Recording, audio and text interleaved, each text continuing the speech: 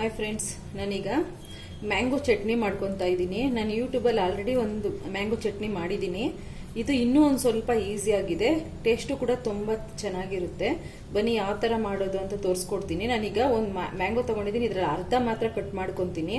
ಯಾಕಂದರೆ ಕೊಬ್ಬರಿ ಎಷ್ಟು ಹಾಕ್ತೀವೋ ಅಷ್ಟೇ ಮ್ಯಾಂಗೋ ಹಾಕ್ಕೋಬೇಕು, ಅದಕ್ಕೋಸ್ಕರ ಇದರಲ್ಲಿ ಅರ್ಧ ಕಟ್ ಮಾಡ್ಕೊತೀನಿ. ಫ್ರೆಂಡ್ಸ್, ಈ ಥರ ಒಳಗಡೆ ಇರೋ ಹೊಟ್ಟೆಲ್ಲ ತಗೊಂಡ್ಬಿಡಿ, ನಾರಿನ ಅಂಶ ಇರುತ್ತಲ್ಲ, ಇದು ಚಟ್ನಿ ಚೆನ್ನಾಗಿ ಬರೋದಿಲ್ಲ. ಇದನ್ನು ರಿಮೂವ್ ಮಾಡಿನೇ ಸಣ್ಣ ಸಣ್ಣ ಪೀಸ್ ಮಾಡ್ಕೊಳ್ಳಿ. ಈ ಥರ ಸಣ್ಣ ಸಣ್ಣ ಪೀಸ್ ಎಲ್ಲ ಮಾಡಿಟ್ಕೊಳ್ಳಿ, ನಿಮಗೆ ಬೇಗ ಆಗುತ್ತೆ. ಇದು ಒಂದು 2 ಮಿನಿಟ್ಸಲ್ಲಿ ಆಗೋಗ್ಬಿಡುತ್ತೆ ಚಟ್ನಿ.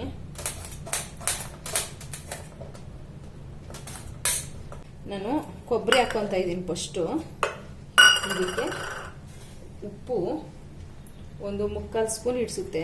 ಹುಳಿ ಇರುತ್ತಲ್ಲ, ಮಾವಿನಕಾಯಿ ಯೂಸ್ ಮಾಡ್ತೀವಲ್ಲ, ಅದಕ್ಕೆ ನೋಡಿ 4 ಬೆಳ್ಳುಳ್ಳಿ, 5 ಮೆಣಸಿನ್ಕಾಯಿ ಹಾಕ್ಕೊತಾ ಇದ್ದೀನಿ.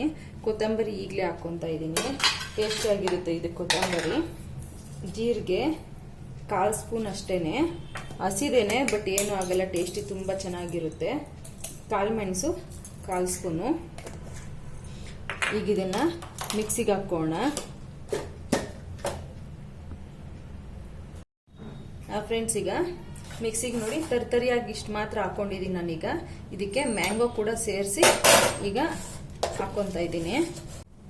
ನೋಡಿ, ಈಗ ಇದಕ್ಕೆ ಒಂದು ಸ್ವಲ್ಪ ನೀರು ಹಾಕ್ಕೊತಾ ಇದ್ದೀನಿ. ನೀರು ಮಾವಿನಕಾಯಿ ಜ್ಯೂಸ್ ಜಾಸ್ತಿ ಇದ್ರೆ ನೀರೇನು ಬೇಕಾಗಿ ಬರಲ್ಲ. ಫ್ರೆಂಡ್ಸ್, ಈಗ ನಾನು ಅದಕ್ಕೆ ಒಗ್ಗರಣೆ ಮಾಡ್ತಾ ಇದ್ದೀನಿ. ತುಂಬ ಬೇಗ ಆಗುತ್ತೆ ಫ್ರೆಂಡ್ಸ್, ತುಂಬ ಟೇಸ್ಟಿಯಾಗಿರುತ್ತೆ, ನಿಮ್ಗೆ ಇಷ್ಟ ಆಗುತ್ತೆ. ಈಗ ಇದಕ್ಕೆ ಸಾಸಿವೆ, ಒಣಮೆಣಸಿನಕಾಯಿ, ಕರಿಬೇವಿನ ಸೊಪ್ಪು. ಫ್ರೆಂಡ್ಸ್, ಈಗ ಒಗ್ಗರಣೆ ಮಾಡ್ಕೊಂಡಿದ್ದೀರಲ್ಲ, ಇದನ್ನು ಇದಕ್ಕೆ ಹಾಕೋಬಿಡೋಣ ಚಟ್ನಿ ಮೇಲೆ. ನಾನು ಚಟ್ನಿನ ಒಂದು ಕಪ್ಪು ತಗೊಂಡಿದ್ದೆ.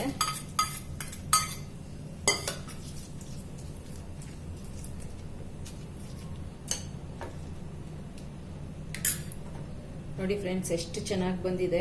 ತುಂಬ ಅಂದರೆ ತುಂಬ ಚೆನ್ನಾಗಿರುತ್ತೆ. ನಾವೇನು ಇಲ್ಲ, ಹುಣಸೆಹಣ್ಣು ಏನು ಬೇಡ ಇದಕ್ಕೆ. ಹುಣಸೆಹಣ್ಣು ಬದಲೇ ನಾವು ಮ್ಯಾಂಗೋ ಯೂಸ್ ಮಾಡಿ ಮಾಡೋದು. ತುಂಬ ಚೆನ್ನಾಗಿರುತ್ತೆ. ಬಿಸಿ ಬಿಸಿ ಅನ್ನದ ಜೊತೆ, ಚಪಾತಿ ಜೊತೆ, ಮುದ್ದೆ ಜೊತೆ ಎಲ್ಲದರಲ್ಲೂ ತಿನ್ಬೋದು. ನೀವು ಇದನ್ನು ಒಂದ್ಸರಿ ಟ್ರೈ ಮಾಡಿ, ತುಂಬ ಚೆನ್ನಾಗಿರುತ್ತೆ. Thank you. ನನ್ನ ಯೂಟ್ಯೂಬ್ ಚಾನಲ್ನ ಸಬ್ಸ್ಕ್ರೈಬ್ ಮಾಡ್ಕೊಳೋದನ್ನು ಮಿಸ್ ಮಾಡಬೇಡಿ. Thank you.